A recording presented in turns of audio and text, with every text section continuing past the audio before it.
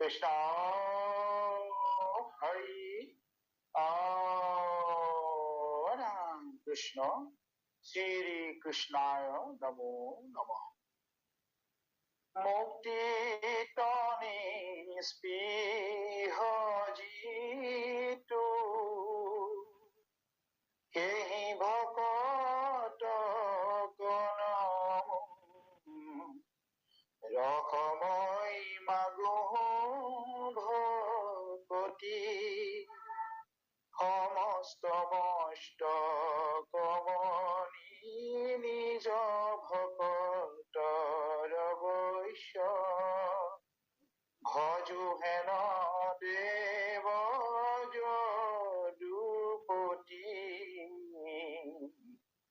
যাৰ ৰাম কৃষ্ণ নাম নাৱে ভৱ সিন্ধু তৰি পাৱে পৰম পদ পাপি যত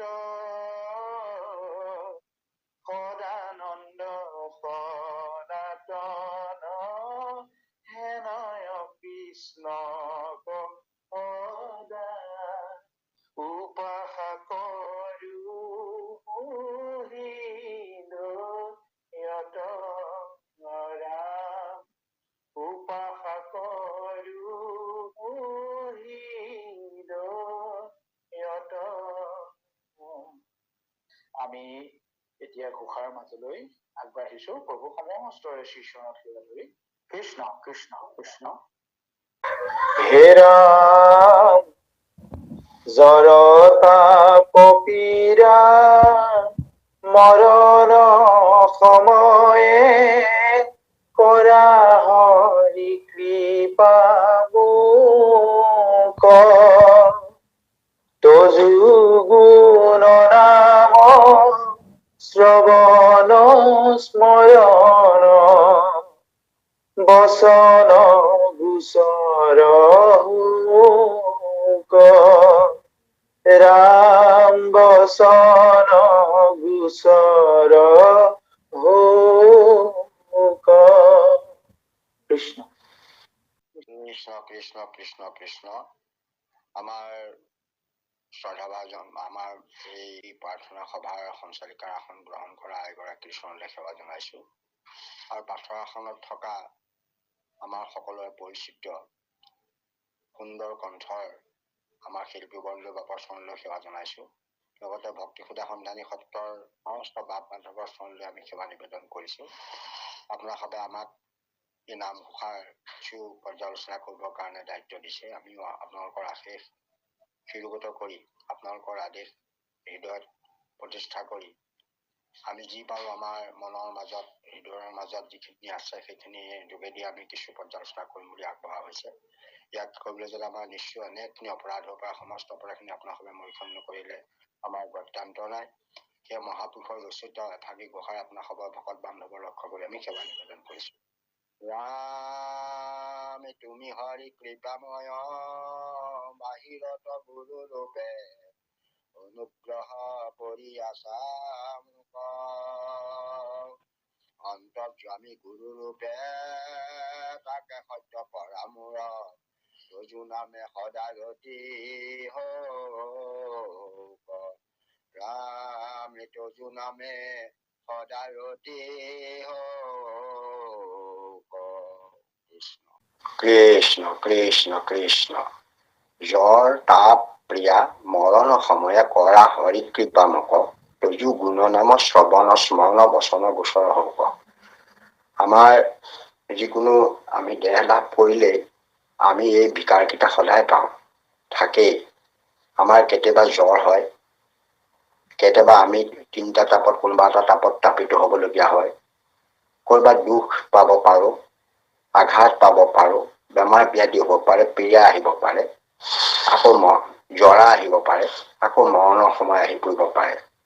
গতিকে এইকেইটা আমাৰ কাৰণে বৰ বেয়া সময়, ভয় লগা সময়। সেই সময়বোৰ বৰ জটিল সময়, কাৰণ সেই সময়ত ঈশ্বৰ চিন্তা কৰাৰ কোনো সুবিধা নাথাকে। কাৰণে ভগৱন্তকে আমি প্ৰাৰ্থনা কৰিছো, কাৰণ জ্বৰো বহু ৰকমৰ আছেতো।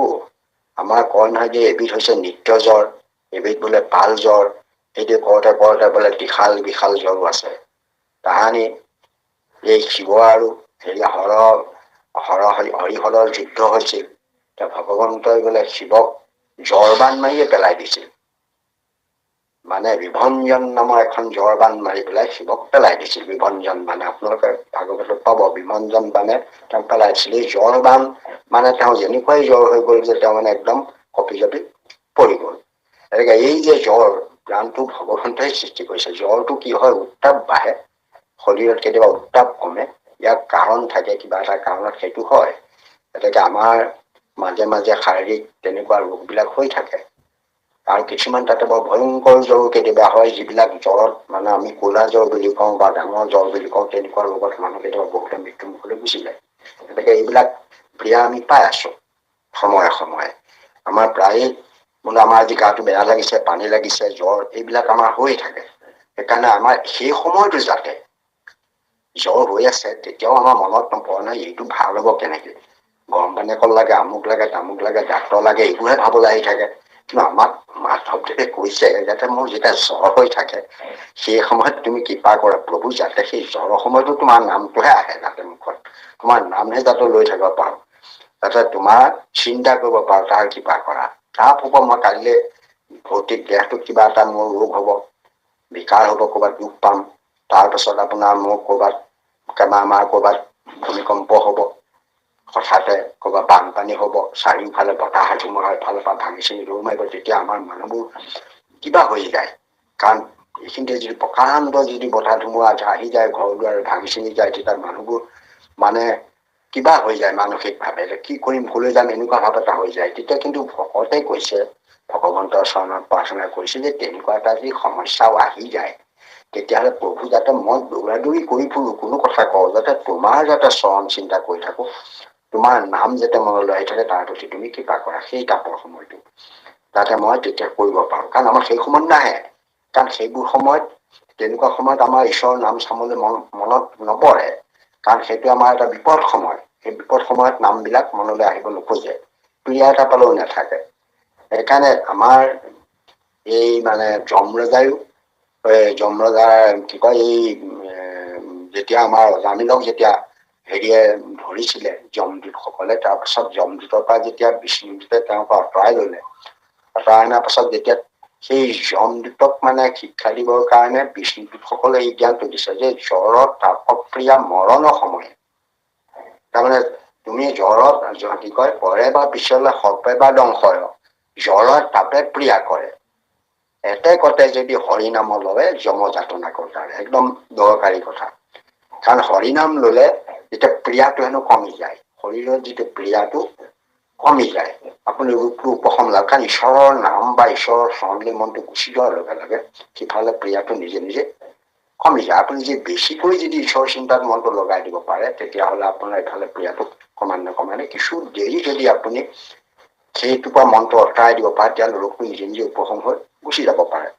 সেইকাৰণে আমাক কৈছে যে জ্বৰ তাপ প্ৰিয়া যেই নহওক হে প্ৰভু, আৰু আনকি মৰণৰ সময়ত, কাৰণ মৰণৰ সময়টো এটা ভয়ংকৰ সময়, মৰণৰ সময়তো যাতে তুমি মোক এইটো কৃপা কৰা, যাতে তজু গুণ নাম হয় শ্ৰৱণ কৰিবলৈ পাওঁ, কোনোবা ভকতে মোক শুনাও কি আহি, নতুবা মই যদি শ্ৰৱণ কৰিবলৈ নাপাওঁ তেতিয়াহ'লে মই নিজেই যাতে স্মৰণ কৰিব পাৰো, বা কোনোবা মই নিজেই যাতে গাব পাৰো। বচন গোচৰ এই তিনিটা বিচাৰিছে, শ্ৰৱণ, স্মৰণ, বচন, গোচৰ হওক। তিনিটা আমাৰ ভক্তি মাৰ্গৰ ইমানকেইটা 9বিধ ভক্তিৰ ভিতৰত আটাইতকৈ প্ৰধান যদিও শ্ৰৱণ কীৰ্তন, তাত স্মৰণটো আছে। মানে স্মৰণ নহলে, যেনেকৈ আপুনি এই কি কয় মানে আমাৰ কম্পিউটাৰ এটাত আপুনি কিবা এটা লিখিলে, বা আপোনাৰ মোবাইলটোতে কিবা বাক্য এটা লিখিলে, বাক্যটো যদি আপুনি ছেভ নকৰে তেতিয়াহ'লে সি নাইকিয়া হৈ গুচি যাব। সেইকাৰণে শ্ৰৱণ কৰাই বা কীৰ্তনেই কৰক, তাৰপাছত আপুনি ছেভ কৰিবলৈ হলে, বস্তুটো ৰাখি দিবলৈ হলে, সঞ্চিত কৰিবলৈ হলে আপুনি তেতিয়া স্মৰণ কৰিব লাগিব। স্মৰণ কৰিলে ই সদায় আপোনাৰ হৃদয়ত থাকি যাব। সেইকাৰণে ইয়াত শ্ৰৱণ, কীৰ্তন আৰু স্মৰণ এই তিনিটা কথা কৈছে। যিকোনো প্ৰকাৰে সেই প্ৰভু এই সমস্যাবিলাকত, জ্বৰে যেতিয়া আহি পৰিব, তাপত পৰিম, আদিদৈৱিক আদিভৌতিক আধ্যাত্মিক যি তাপেই নপৰক, বা কোনোবা ক্ৰিয়া যদি মোৰ শৰীৰত আহি যায়, যে মোৰ মৃত্যু মুখতো মই পৰি গৈছো, তেনেকুৱা এটা সময়ত খালি তুমি এটা কৃপা কৰা, মোক প্ৰভু এই কৃপাটো কৰা, যাতে, কাৰণ তেতিয়াতো আৰু মই অন্য একো কৰিবলৈ সুবিধা নাই। তেতিয়া তোমাৰ এইটোৱেই কিবা বিচাৰিছো, যাতে তোমাৰ গুণ নাম যাতে মই শুনিবলৈ পাওঁ, তোমাৰ গুণ নাম যাতে মই মুখেৰে লব পাৰো, বা তোমাৰ গুণ নাম যাতে মই নিজে, কাৰণ মই হয়তো তেতিয়া মুখখনো কাম কৰিব নোৱাৰিব, কৰবাত কিবা বস্তুৱে এটা হেঁচা মাৰি ধৰি থাকিব, তেতিয়া মই একো গাবও নোৱাৰিম, শুনিবও নোৱাৰিম। কিন্তু মনৰ ভিতৰতে যাতে মই তোমাৰ নাম গুণ যাতে স্মৰণ কৰিব পাৰো, ৰাম কৃষ্ণ। কাৰণ ঈশ্বৰৰ নাম লোৱা কিবা এটা প্ৰণালী আছে। আপুনি ডাঙৰকৈও কীৰ্তন কৰিব পাৰে, নিৰ্বিলি কীৰ্তন কৰিব পাৰে, মানস কীৰ্তন কৰিব পাৰে। সেই মানস ভাৱে কৰা কীৰ্তনটোকে স্মৰণ সদ্ধি, গতিকে তেনেকে যাতে তোমাৰ নাম আমি স্মৰণ কৰিব পাৰো, তাৰ প্ৰতি প্ৰভু কৃপা কৰা। আমিও সঁচাকে সেইটোকেই আমি বিচাৰো। সেই প্ৰভু ক'ব নোৱাৰো কোন সময়ত কি দুৰ্দশা আহি যায়, ক'ত কি বিপদৰ ভয়ংকৰ বিপদত পৰো তাৰ ঠিক নাই। সেইকাৰণে আমি ভগৱন্ত আমাৰ হৃদয়ত আছেই, তেওঁৰ লগত যদি বন্ধুত্ব কৰো, তেওঁ কৃপা কৰিবই। তেওঁ হৃদয়ত মোৰ বান্ধৱ, তেনেকে তেওঁৰ নামটো মনলৈ আনি দিবই। তেতিয়া আমাৰ গাড়ীত পৰি হেঁচা মাৰি ধৰি থাকিলেও অন্তত ৰাম বুলিব পাৰিম। ৰাম ললে তেতিয়া নিশ্চয় শাৰীৰিক পীড়াৰ পৰা উপশম পাম, আৰু যদি মৰিও যাওঁ তেতিয়াহ'লে আমি গতি কাটিব পাৰিম। সেইকাৰণে ভগৱন্তৰ চৰণত ভকতে বৰ কাতৰস্থ হৈ ভগৱন্তৰ কৃপা বিচাৰিছে, যাতে এই চাৰিটা অৱস্থাত জ্বৰ, তাপ, ক্ৰিয়া, মৰণৰ সময়ত যাতে ভগৱন্তৰ গুণ নাম যাতে স্মৰণ কৰাৰ সুবিধা পাওঁ, শ্ৰৱণ কৰাৰ সুবিধা পাওঁ, যাতে মুখেৰে গোৱাৰ সুবিধা পাওঁ, তাৰ প্ৰতি ভগৱন্তই কৃপা কৰিব লাগে বুলি এয়া ভকতে ভগৱন্তৰ চৰণত প্ৰাৰ্থনা জনাইছে। কৃষ্ণ। বাদ যাওকচোন কৃষ্ণ শেষলে। কৃষ্ণ। গোপিনীৰ ধন ব্ৰজৰ জীৱন, মোহন ৰাম গোবিন্দ, পৰম সাদৰে হিৰে তুলি ধৰো, তজু পদ ৰবিন্দ।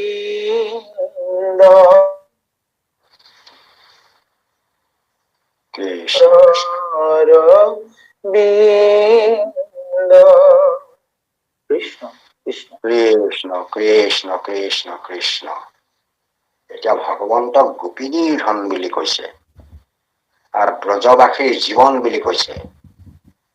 মোহন ৰাম গোবিন্দ, সেই প্ৰভু ভগৱন্তক গোপিনীৰ ধন এই কাৰণে বোলা হৈছে যে গোপিনীৰ ধন, গোপীসকলে কৃষ্ণকেই তেওঁলোকৰ অমূল্য সম্পদ বুলি ভাবিছিল।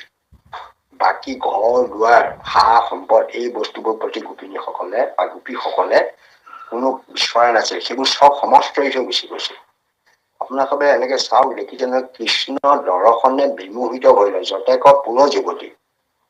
এনেকুৱা হৈ গল, তেওঁ ভগৱন্তক চাই থাকোতে তেওঁ কি পিন্ধিছে, কি কাপোৰ পিন্ধিছে সেইবোলে মনত নাই। বলয়া বসন সুলকি লখোপা তাতো নাহি কাৰো মতি। তেনেকে কি হৈছে, অৰ্ধ কাপোৰ পিন্ধি আধা হেৰি কৰি তেওঁলোক লৰ মাৰিছে, কাৰণ তেওঁলোক ভগৱন্ত তেওঁলোকৰ কাৰণে ধন সদৃশ সম্পদ, মহাসম্পদ, অমূল্য সম্পদ। গতিকে সেইটো তেওঁলোকে গোপিনীসকলে সেইকাৰণে কৃষ্ণৰ ওচৰত কৃষ্ণই কিমান কলে, বুজালে, এই সংসাৰ বিষয়বোৰৰ কথাও বুজালে, লাজ মান ভয়ৰ কথাও বুজালে, কলে যে তোমালোকে মানে উপপত্তি সমে ক্ৰিয়া গৰহিত কৰ্ম, গতিকে তোমালোকৰ মান সন্মান নাথাকিব। তোমালোকে এইখন বোলে উদ্যোগ কিতাপ পেটৰ পিশাচৰ, এইখনে অৰণ্যৰ মাজত মানে বহুত পেট পিশাচ, বাঘ, সিংহ আদি জন্তু আছে, গতিকে এইবোৰ তোমালোকক খাব পাৰে, ইয়াৰ পৰা গুচি যোৱা ইত্যাদি ইত্যাদি কলে। মান সন্মানৰ কথা কলে, কিমান লাজ মান ভয় কিমান দেখুৱালে, কিন্তু তেওঁলোকে কলে থাকক তোমাতে মতি, সেইবিলাক তোমাতে থাকক, যত তুমি আছা এইবিলাকে আমাক একো কৰিব নোৱাৰে। এটা কথাকে কৃষ্ণ আৰু শেষত গৈ যেতিয়া গোপীসকলে আপোনাসৱে দেখিছে, যেতিয়া হাঁহিলে গৈ, তেতিয়া মানে পাছত গোপীসকলক বুজাই দিলে যে কত মনুষ্য ভজে ভজন তাক নভজে যিবা, তেওঁ ভজে তাক ভজন তা নভজন তা দুই কোট কেনেকে ৰাখি নভজে তাকক কৈও মানে কৰি বুজায়। গতিকে তাৰমানে তিনিবিধ লোকৰ কথা কলে, এবিধে ভজিলে বা উপকাৰ কৰিলে উপকাৰ কৰে, এবিধে আকৌ উপকাৰ কৰকে বা নকৰকে তেওঁক ঘূৰাই তেওঁ উপকাৰ কৰে, আৰু আন এবিধ আছে আকৌ তেওঁ আনে উপকাৰে কৰক বা অপকাৰে কৰক, ভজক বা নভজক তালৈ কোনো গুৰুত্ব নিদিয়ে।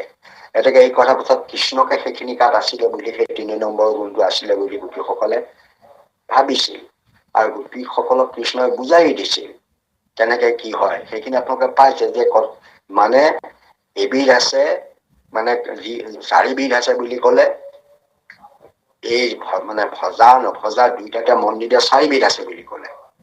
এই চাৰিবিধৰ উদাহৰণ দিলে যে যিটো ব্ৰহ্মজ্ঞানী দেখে সবে মিছা, পূৰ্ণ ভোগে যাৰ নাহি ইচ্ছা, যিটো মহামূৰ্খ একো নাজানে, আকৌ মানে যিটো গুৰুদ্ৰোহী একো নামানে, এই চাৰিটা উদাহৰণ দিলে। ভাবিলে এই চাৰিটাৰ ভিতৰতে কৃষ্ণ পৰিছে। তেতিয়া তেওঁলোকেতো হাঁহিছিলে, তেতিয়া ক'লে না জানা মই চাৰিটো বাদ, এই চাৰিটাতো মই নাই। মই কিয় দিয়া নাই, ভকত দেখে মোৰ সুহৃদ প্ৰাণ, যিহেতু নভজো শুনা নিদান। যে মোৰ ভকতে একমাত্ৰ প্ৰাণ, সেইকাৰণে মই ঘূৰাই কিয় ভজা নওঁ তাও শুনা। তেনেকে মানে এই কি কয়, বিপল যেন ধন হেৰুৱাই, সদায় চিন্তুকৰ মুখ নেপায়, বিপল যেন ধন হেৰুৱাই। যাতে মোক নাপায়, যদি ৰাগ বুলি পাই যায় বোলে, তেতিয়াহ'লে মোৰ প্ৰতি থকা ৰাগটো তেওঁলোকৰ কমি যাব, তোমালোকৰ কমি গ'লহেঁতেন। কিন্তু মোক বিচাৰি বিচাৰি যেতিয়া তোমালোকে হাবাথুৰি খাই গছ তিন তৰু লতা এই সমস্তকে তোমালোকে বিচাৰিবলগীয়া হ'লা, সমস্তকে তুমি বিচাৰি বিচাৰি তোমালোকে চাৰিওফালে যেতিয়া মোৰ সন্ধানত নামি পৰিলা, তেওঁলোকৰ তোমালোকৰ প্ৰেম ভাৱ জাগিত হৈ গ'ল। এনেকে যাতে যেনেকে পইচা হেৰালে বা পইচা ক'ৰবাত মানে মানে সৰি পৰিলে যেনেকৈ আমি বিচাৰি হাবাথুৰি খাওঁ, তেনেকে বিপল যেন ধন হেৰুৱাই, সেইদৰে তোমালোকে মোক বিচাৰি বিচাৰি এনেকুৱা হ'লা। আৰু শেষত এইটোকো কৈছেগে যে তোমাৰা সবে মোৰ খ্যাতি, এৰিলা বেদ ধৰ্ম যত জ্ঞাতি। মানে বাহুক তোমাৰ প্ৰেম ভকতি, বহিলো অন্তৰ্ধান এই যুগতি। যাতে তোমালোকৰ প্ৰেম ভক্তি ভাবে। এনেকে গোপীসকল গৈ গৈ গৈ গৈ গৈ গৈ তেওঁ প্ৰেম ভক্তিত বুজি পৰিছিল। এই জগতত তেওঁ ধন টকা পইচা, ঘৰ দুৱাৰ মাটি বাৰী পতি ল'ৰা ছোৱালী এইবিলাক সমস্ত তেওঁলোকে বিষয় বাসনা চববোৰ বাদ দি একমাত্ৰ কৃষ্ণই তেওঁলোকৰ মহাসম্পদ বুলি বিবেচনা কৰিছিল। সেইকাৰণে তেওঁ ভগিনী ধন বুলি কোৱা হৈছে। ব্ৰজবাসীৰ তেওঁৰ জীৱন, ব্ৰজেৰ জীৱন, সেই ব্ৰজবাসী লোকসকল তেওঁৱেই প্ৰাণ স্বৰূপ। ব্ৰজবাসী মানে অকল ব্ৰজৰ মানুহখিনিয়েই নহয়, পুৰুষখিনিয়েই নহয়, গোপ গোপী ধৰি লগতে যিমান আছে জীৱ জন্তু সমস্তই কৃষ্ণই জীৱন সদৃশ হৈ আছিল। সকলোৱে কৃষ্ণ কেতিয়া আহিব, বৃন্দাবনলৈ এতিয়া গৰু চাবলৈ কেতিয়াবা আহিব, চৰাই চিৰিকটি বিলাকে হেনো বাট চাই থাকে।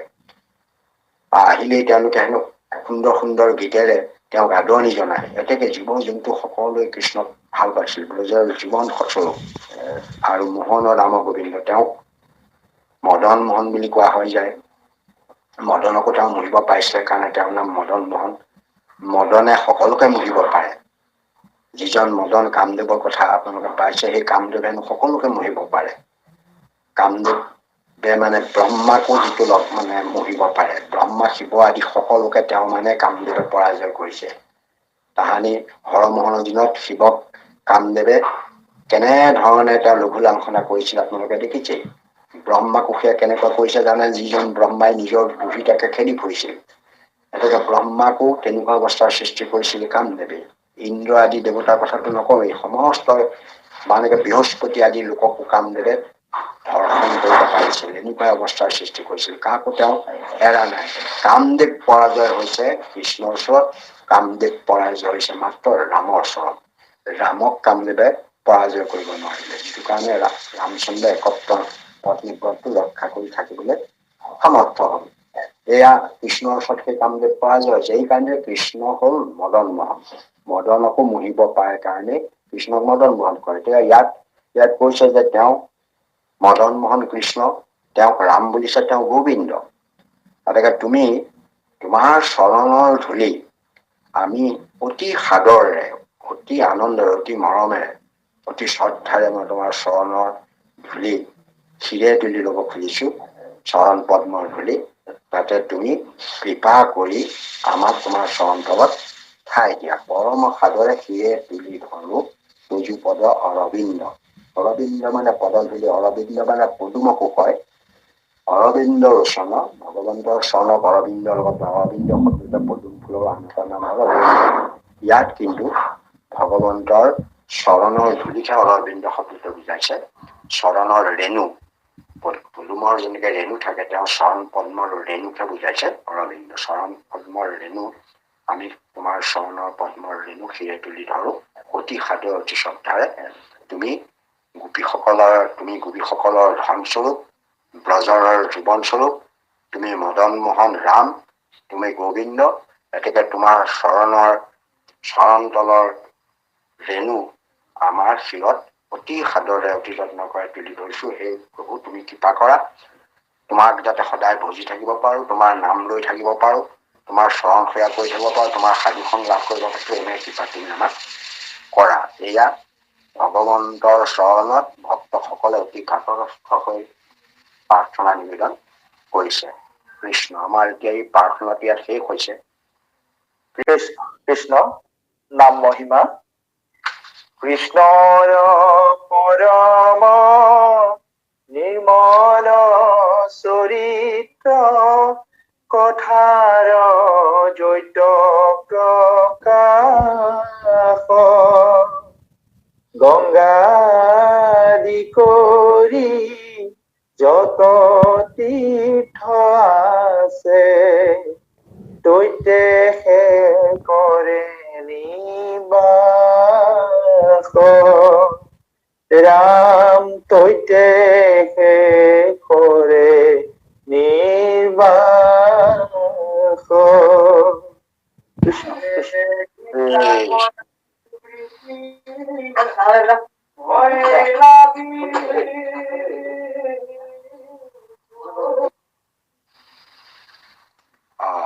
কৃষ্ণ কৃষ্ণ কৃষ্ণ। আৰু পঢ়িছে নে কিবা? নাই পঢ়া ন? নাই পঢ়া বাপে, এজোকাই আহিছে। নাম মহিমা, ইয়াত নামৰ মহিমা কৈছে। মহিমা ভালেমান খিনি নামঘোষাত পাব। গতিকে নামৰ মহিমা আছে বা অন্যান্য মহিমাৰ কথাও কৈ আছে। ইয়াত বিশেষকে নামৰ মহিমা সম্পৰ্কে প্ৰকাশ কৰিবলৈ লৈছে। মহিমা মানে নামৰ কিমান প্ৰভাৱ, কিমান ক্ৰিয়া, সেই সম্পৰ্কে ইয়াত কবলৈ আৰম্ভ কৰিছে। নাম মহিমা এটা আমাৰ পটলত পৰে, এটা শিতানত পৰে, আৰু সেই নাম মহিমা এটা দুলৰি চন্দ্ৰৰ মাজত এয়া নাম মহিমা কৈছে। পাছত হয়তো আপোনালোকৰ লেচাৰ চন্দ্ৰতো নাম মহিমা পাব। ইয়াত মাত্ৰ এই নামখিনি, নামে যে কিমান ডাঙৰ ক্ৰিয়া কৰিব পাৰে, নামৰ যে কিমান সামৰ্থ্য আছে, বাকী বিলাকৰ লগত তুলনা কৰি সেই নামৰ মহিমা প্ৰকাশ কৰাটোৱেই নাম মহিমাৰ মুখ্য উদ্দেশ্য। ইয়াত যেতিয়া বাপজনাই যি ঘোষা ফাকি গাইছে, কৃষ্ণৰ পৰম নিৰ্মল চৰিত্ৰ, কথাৰ জৈত্য প্ৰকাশ, গংগা আদি কৰি যত তীৰ্থ আছে, দৈত্যেষে কৰে নিবাস। আমাৰ এটা কথা আছে কি, আমাৰ লোকসকলে, এয়া মহাপুৰুষ মাধৱদেৱে সকলো লোককে বুদ্ধিয়ন নিয়াবৰ কাৰণে চেষ্টা কৰিছে। আমাৰ লোকসকলে বাস কৰি বাই কষ্ট কৰি, তাহানি শংকৰদেৱো গৈছিল দূৰ দূৰণিত তীৰ্থভ্ৰমণ কৰিবলৈ। অন্যান্য লোকসকলো বহু দূৰ দূৰণিত গৈ পেলাই তীৰ্থভ্ৰমণ কৰিবলৈ যায়। গতিকে সেই যোৱা লোকসকলক উদ্দেশ্য কৰি এই বাক্যটো কৈছে। এই কাৰণেই কৈছে যে আমি ইমান কাৰকষ্ট কৰি তীৰ্থভ্ৰমণ কৰাৰ কোনো প্ৰয়োজন নাই। য'ত কৃষ্ণৰ পৰম নিৰ্মল চৰিত্ৰ, কথাৰ সত্য প্ৰকাশ হয়, য'ত ভগৱন্ত কৃষ্ণৰ যিটো পৰম শব্দটি ইয়াত প্ৰয়োগ কৰিছে, পৰম নিৰ্মল। নিৰ্মল মানে আমাৰ কিছুমান আমি নাম গাইছো, সেই নামবিলাক পৰম নিৰ্মল কেতিয়াও নহয়। কাৰণ নামবিলাকত আমাৰ কিবা আকাংক্ষা আছে, কিবা কামনা আছে। এই নামষাৰ কিয় হৈছে বোলে, এইটো কাৰণে নামষাৰ গোৱা আছো।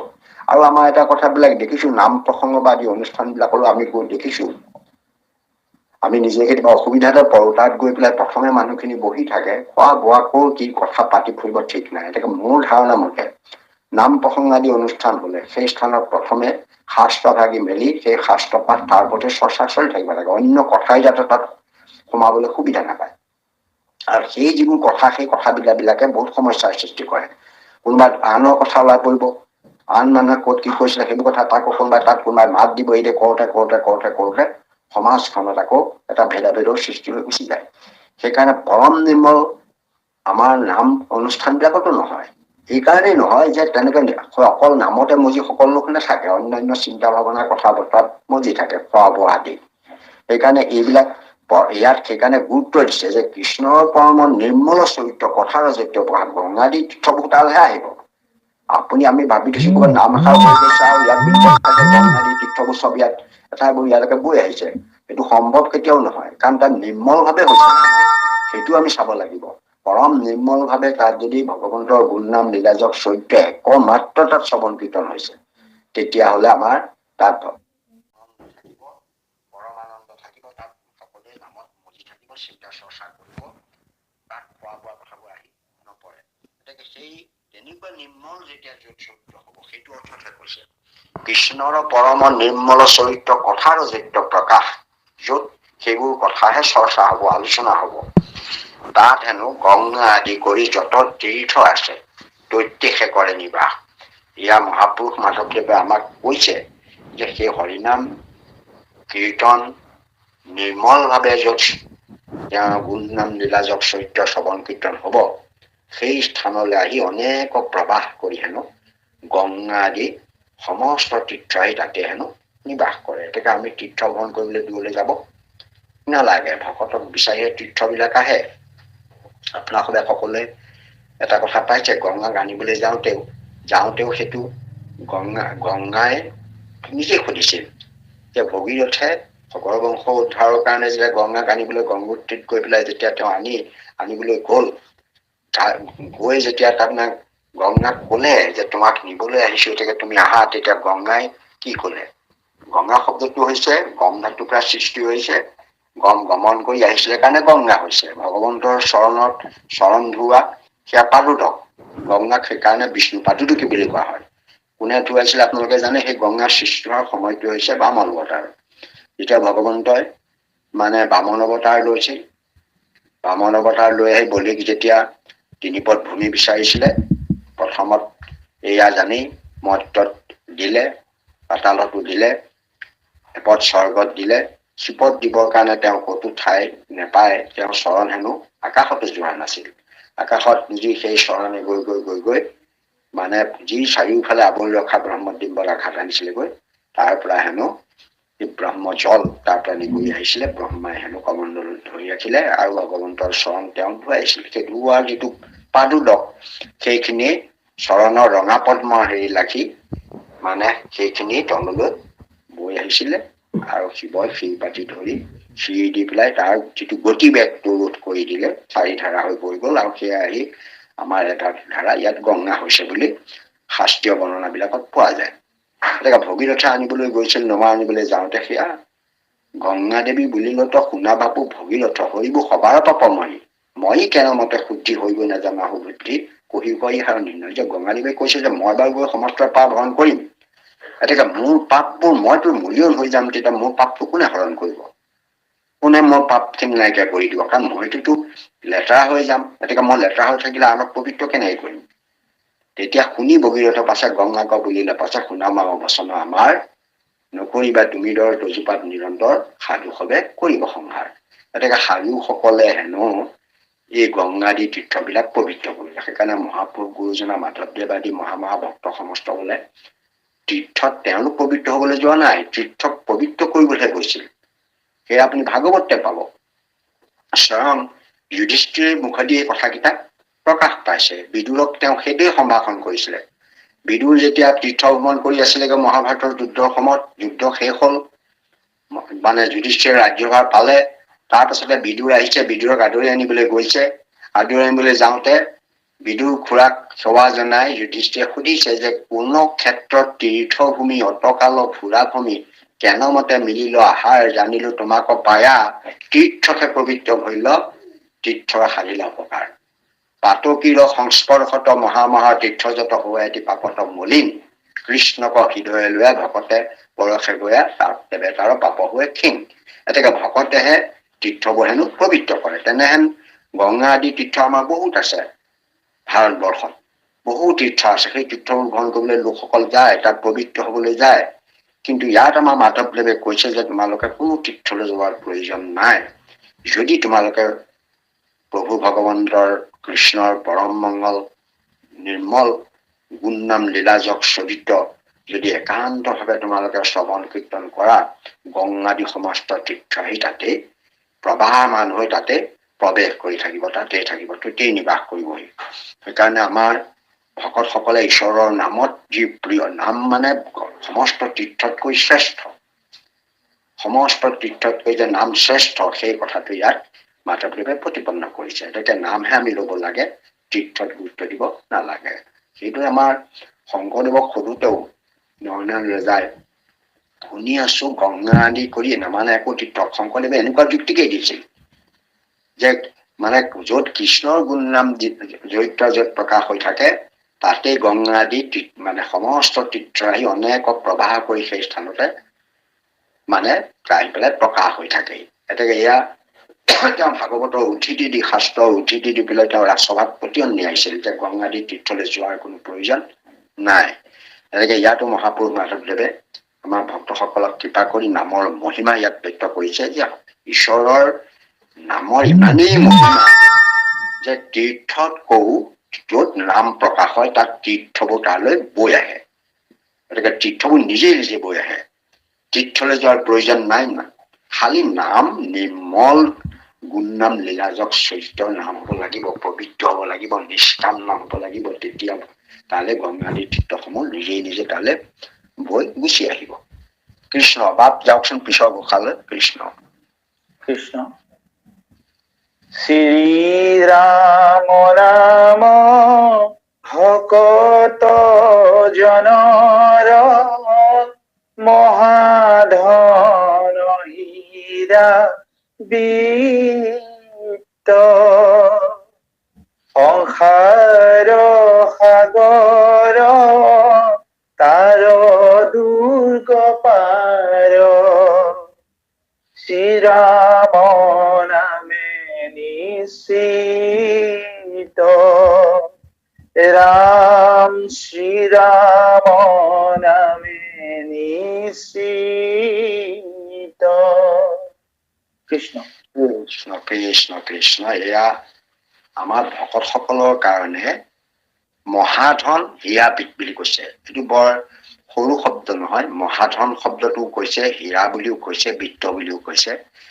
কি কাক কৈছে? শ্ৰীৰাম নাম। মাধৱদেৱে অন্য জেগাতো সেইটো লিখিছে, আপোনাক পাইছে।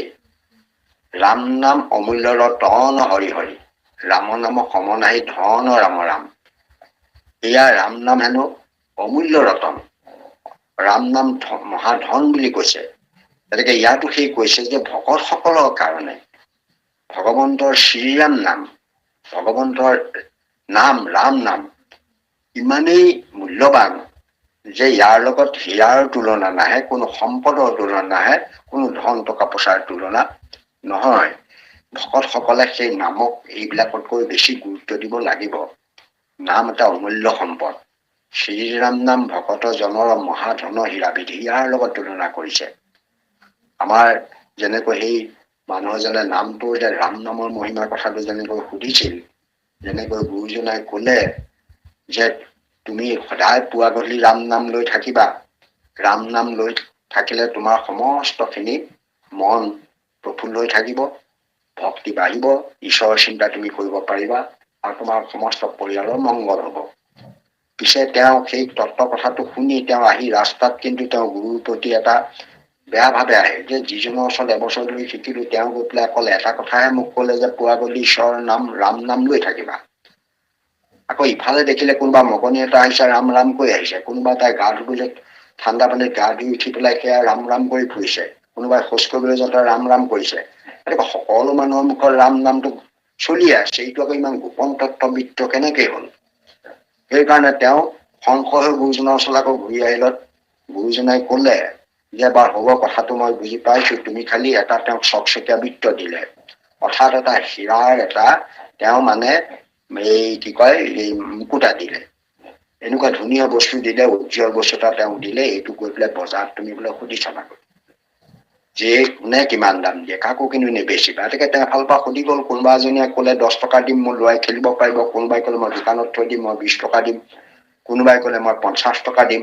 এইদৰে বিভিন্ন লোকে বিভিন্ন ধৰণৰ তাত দৰ দাম কৰি দাম চাম দিবলৈ লাগি গ'ল। গৈ গৈ যেতিয়া হীৰাৰ দোকানখনত সোমাই গ'লগৈ, হীৰাৰ দোকানখনত সোমাই পেলাই ক'লে যে মই এইটো বস্তু বেচিব খোজো, আপুনি কিমান পইচা দিব কওকচোন। তেতিয়া হীৰাৰ ব্যৱসায়ীজনে তেওঁ মুখলৈ চাইছে, ভৰিলে চাইছে, কাপোৰ কানিলে চাইছে, দেখিছে এই মানুহজনে বস্তুটো পালে ক'ত। তেওঁ সুধিছে মোক যে চাই আছে কওকচোন এইটো আপুনি কিমান পইচা দিব।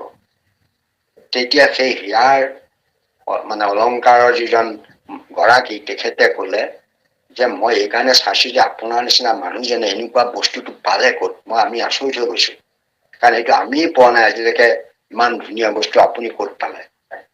তেতিয়া তেওঁ ক'লে মই ক'ত পালো সেইটো বেলেগ কথা বাৰু, আপুনি কওকচোন এইটো মূল্য কিমান দিব। যে এইটো মই মূল্য দি কিনিব নোৱাৰো, এইটো মানে অমূল্য ৰত্ন, ইয়াৰ মূল্য দি কিনিব পৰা মোৰ কোনো সামৰ্থ্য নাই, সিমান ধনেই মোৰ ওচৰত নাই। এতেকে তেতিয়াহে তেওঁ গম পালে যে কোনোবাই 10 টকা দিয়া, 20 টকা দিয়া, 50 টকা দিয়া, 60 টকা দিয়া, তাৰ মূল্য নিৰ্ধাৰণ কৰিব নোৱাৰা মানুহবিলাকে একো অৰ্থ বিচাৰি তাত নাপালে। কিন্তু যিজন প্ৰকৃততে মূল্য নিৰ্ধাৰণ কৰিব পৰা মানুহ, প্ৰকৃত বস্তুটোৰ যিজন গৰাকী, যিজন বস্তুটো চিনি পাইছে, জানে, তেওঁ সেইটো হীৰা মূল্য বুলি, ডায়মণ্ড বুলি তেওঁ গম পাই গ'ল। এতেকে তাক তেওঁ কিনি ল'ব নোৱাৰো বুলিয়ে ক'লে, অমূল্য সম্পদ বুলি ক'লে। এতেকে সেইকাৰণে ইয়াত এইটো হীৰাৰ লগত তুলনা কৰিছে যে মহাধন হীৰাবিধ ৰাম নাম। এতেকে কেনেবাকৈ যদি ৰাম নাম হৃদয়ত যদি সঞ্জীৱনী ৰূপে প্ৰকাশ পায়, তেতিয়াহ'লে তেওঁক একো কৰিব নোৱাৰে, কোনো মৃত্যু একো কৰিব নোৱাৰে। ৰাম নাম মৃত্যু সঞ্জীৱনী, হৰি হৰি ৰাম নাম ঘোষি কস্যামি ৰাম ৰাম বুলি কৈছে। মাধৱদেৱে এনেই টুলুঙাকে লিখা নাই। আমি যদি হৃদয়ত আমি সঁচাকেই ৰাম নামটো তেনেকৈ সঞ্জীৱনী ৰূপে আমি যদি প্ৰৱেশ কৰাব পাৰো, তেতিয়াহ'লে কাম কৰিবই। মাধৱদেৱে ঘোষাত সেয়া লিখিছে, জানা শ্ৰীৰাম নাম নিজ, সমস্ত শাস্ত্ৰৰ মূল বীজ, সঞ্জীৱ বনি প্ৰায় যাৰ মনে প্ৰৱেশ হয়, যদি হলাহল পান কৰে, প্ৰলয় ব্ৰহ্মীটো যদি পৰে, মৃত্যুৰ মুখত প্ৰৱেশিলে নাহি তাৰ ভয়। গতিকে ইয়াৰ সঁচাকৈ নিশ্চয় তাৰ গুণাগুণ আছে, প্ৰকৃত লোকজনেহে তাৰ গুণাগুণটো বুজি পাব। মাধৱদেৱে ৰাম নামৰ গুণাগুণটো বুজি পাইছে। হীৰাৰ অলংকাৰ গঢ়া মানুহজনে যেনেকৈ হীৰাৰ গুণাগুণটো বুজি পাইছিল, এতেকে ভকতজনে যেতিয়া ৰাম নামৰ গুণাগুণটো গম পাব, বুজি পাব, উপলব্ধি কৰিব, তেতিয়া তেওঁ ৰাম নামক তেওঁ হীৰাবিধ মহাধন বুলি হৃদয় গ্ৰহণ কৰিব। তেতিয়া সেই ৰাম নামৰ সহায়তে সংসাৰ সাগৰখন, আমাৰ যিখন ভৱ সংসাৰ আছে, ভৱ সংসাৰখন তেওঁ পাৰ হৈ যাব ৰাম নামকে দুৰ্গ কৰি। ৰাম নাম এটা দুৰ্গ মানে জানেনে? দুৰ্গ হ'ল সমুদ্ৰৰ পাৰত কিছুমান মানে একোৱে অপকাৰ কৰিব নোৱাৰা, আনকি মানে সমুদ্ৰৰ পৰা গৈ তাত গৈ পেলাই কোনো পানী আঘাত আনি ভাঙিব নোৱাৰা কিছুমান দুৰ্গ থাকে। যেনেকৈ সৈন্য বাহিনী নে দুৰ্গ ব্যৱহাৰ কৰে, তাত সোমাই যুদ্ধ কৰিব পাৰিছিল আগৰ যুগত, সেইবিলাক বাংকাৰ বুলি আজিকালি কয় কিছুমান। গতিকে তেনেকুৱা ধৰণৰ তাত সেইবিলাকত সেই তেনেকুৱা এটা সদৃশ বুলি কৈছে। অৰ্থাৎ তোমাৰ সংসাৰ সাগৰৰ কোনো ঢৌৱে, কুম্ভীৰ মগৰে, কোনো ধৰণৰ মানে অপকাৰী বস্তুৱে, কাল মায়া একোৱে তোমাক আহি পেলাই সেই দুৰ্গত প্ৰৱেশ কৰি তোমাক অনিষ্ট কৰিব নোৱাৰে। ৰাম নাম এটা দুৰ্গ সদৃশ। এটা ৰাম নামৰ ভিতৰত, ৰাম নাম হৃদয়ত, ৰাম নাম মুখত, ৰাম নাম মনত, ৰাম নাম চিত্তত যদি লৈ থাকিব পাৰা, তেতিয়াহ'লে সংসাৰ সাগৰখন তুমি অতি সহজে গোখোজৰ সদৃশ পাৰ হৈ পেলাই তুমি পৰম পদ লাভ কৰিব পাৰিবা। গতিকে এয়া আমাক মহাপুৰুষ মাধৱদেৱে ৰাম নামৰ ওপৰত দৃঢ় বিশ্বাস ৰাখিবৰ কাৰণে আমাক এয়া বৰ সুন্দৰভাৱে এটা মহিমা, নামৰ মহিমা ব্যক্ত কৰি আমাক কৈছে। আৰু ৰাম নামত দৃঢ়তা আনিবলৈ সকলোকে সন্দেহ নকৰি, সংশয় নকৰি ৰাম নামত দৃঢ়তা আনিবৰ কাৰণে এয়া এটা আমাক আবেদন জনাইছে। কৃষ্ণ। যাওকচোন বা পিছৰ কৃষ্ণ ভাগে। কৃষ্ণ কৃষ্ণ। শ্ৰীৰাম ৰাম মদৰণ্যৰ বাৰ্ধৱ গৰি সম। শ্ৰীৰাম ৰাম মনৰ উৎসৱ, ভদ্ৰতু ভদ্ৰ উত্তম। ৰাম ভদ্ৰতু ভদ্ৰ উত্তম। কৃষ্ণ কৃষ্ণ কৃষ্ণ কৃষ্ণ কৃষ্ণ কৃষ্ণ। শ্ৰী ৰাম নাম মল অৰণ্যৰ ভাৰহয় অগণিসম। শ্ৰীৰাম নাম মল উৎসৱ, ভদ্ৰতু ভদ্ৰ উত্তম। গতিকে শ্ৰীৰাম নামৰ ইয়াত মহিমা প্ৰকাশ কৰিছে। মানে মল অৰণ্যৰ মানে অৰণ্য দুখন থাকে, সেইবিধক কয় পুণ্য অৰণ্য, এবিধ কয় মল অৰণ্য। গতিকে মল অৰণ্য মানে অপবিত্ৰ, বেয়া। মল শব্দ এতিয়া পাপক বুজাইছে, পাপ অৰণ্য। আৰু এবিধ পুণ্য অৰণ্য থাকে। এতিয়া ইয়াত পাপ অৰণ্য, যিবোৰ পাপ আছে সেই পাপবিলাক এখন অৰণ্যৰ লগত তুলনা কৰিছে, যে এই ৰাম নামেৰে পাপ অৰণ্যখন মানে দহি খনেকতে শেষ কৰি দিব পাৰে। আপোনালোকে আমাৰ গুৰুজনাৰ ৰচিত আপুনি কীৰ্তনতে পাইছে যে পাতক সুখান বন হৰিনাম হুতাসন ক্ষণিকতে দহি কৰে চন্ন হেন নাম প্ৰচাৰিলা পাতকিক নিচাৰিলা পৰম কৃপালু নাৰায়ণ। এতেকে নামে মানে এনেধৰণে মানে পাপ গ্ৰহণ কৰিব পাৰে যে পাপৰ নিশেষ কৰিব, পাপৰ আলু পৰ্যন্ত উঘালি শেষ কৰি দিব পাৰে। সেইকাৰণে ইয়াত ৰাম নামটোক আমাৰ হৃদয়ত এনেধৰণে ৰাখিবলৈ কৈছে যাতে তোমাৰ শৰীৰলৈ পাপ আহিবই নোৱাৰে, পাপে প্ৰৱেশে কৰিব নোৱাৰে। ই যিবোৰ পাপ আছে সেই পাপ বিলাকো মানে শুকান, যেনেকৈ গছ পাত এইবিলাক মানে পাতক শুকান বনৰ লগত তুলনা কৰিছে। পাপ বিলাক শুকান মানে গছৰ পাতৰ নিচিনা, শুকান বননিৰ নিচিনা। এতেকে তাত যদি কেনেবাকৈ জুইশলাকাত এটা মাৰি দিলে তৎক্ষণাত এটা অগ্নি বাঢ়ি যায়, বিশাল অগ্নিৰ ভয়ংকৰ ৰূপ লৈ পেলাই তেওঁ মানে এইখন জ্বলি শেষ কৰি জ্বলাই শেষ কৰি পেলায়। সেইকাৰণে এয়া ৰাম নামক এক মানে বিশাল অগ্নিৰ লগত তুলনা কৰিছে আৰু পাপক মল অৰণ্যৰ লগত তুলনা কৰিছে। এনেকে পাপ নিষেধ কৰিবৰ কাৰণে ৰাম নামতকৈ উত্তম উপায় নাই। আৰু লগতে এইটো কৈছে যে শ্ৰীৰাম নাম মনৰ উৎসৱ, মনত আনন্দ দিব পাৰা, মনক সন্তোষিত কৰিব পাৰা, মনক সুখ দিব পাৰা, মনৰ শান্তি আনি দিব পাৰা সমস্ত কাম ৰাম নামেই কৰিব পাৰে। আমাৰ মনত যদি বেয়া ভাৱৰ প্ৰৱেশ কৰিছে, ৰাম নাম ললে সেই মনৰ বেয়া ভাৱখিনি নাইকিয়া হৈ গুচি যাব, মন শান্ত হৈ যাব। মনত যদি কাৰোবাৰ প্ৰতি ক্ৰোধ ভাৱ আহিছে, ৰাম নাম ললে সেই ক্ৰোধৰ পৰা আমি পৰিত্ৰাণ পাই যাম। মনত যদি দুখ বেদনা আহি পৰিছে, তেতিয়াও যদি আমি ৰাম নাম লওঁ, তেতিয়াহ'লে সেই দুখ বেদনাবিলাকো নাইকিয়া হৈ গুচি যাব।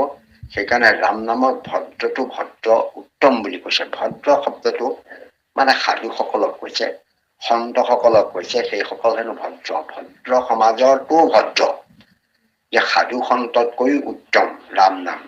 গতিকে যিখন সমাজত আমি উত্তম সমাজ বুলি ভাবিছো, ভদ্ৰ সমাজ বুলি কৈছো, অনিয়ম অনীতি এইবিলাক নকৰা মানুহ বুলি ভাবিছো, সেই সকল সমাজতকৈও এই ৰাম নামটো ভকতৰ কাৰণে তাতকৈও উত্তম বুলি কোৱা হৈছে। ভদ্ৰটো ভদ্ৰ উত্তম, মানে সাধুতকৈও উত্তম, সন্ততকৈ উত্তম, সত্যবাদী, নিষ্ঠাৱান, মানে সুচাৰিত্ৰিক যিমানবোৰ ভাল গুণ আছে, সেই ভাল গুণৰ সমাহাৰক আমি ভদ্ৰ বুলি কওঁ। ভদ্ৰ লোকে ভদ্ৰ ব্যৱহাৰ কৰে, ভদ্ৰ আচৰণ কৰে, বেয়া কাম নকৰে।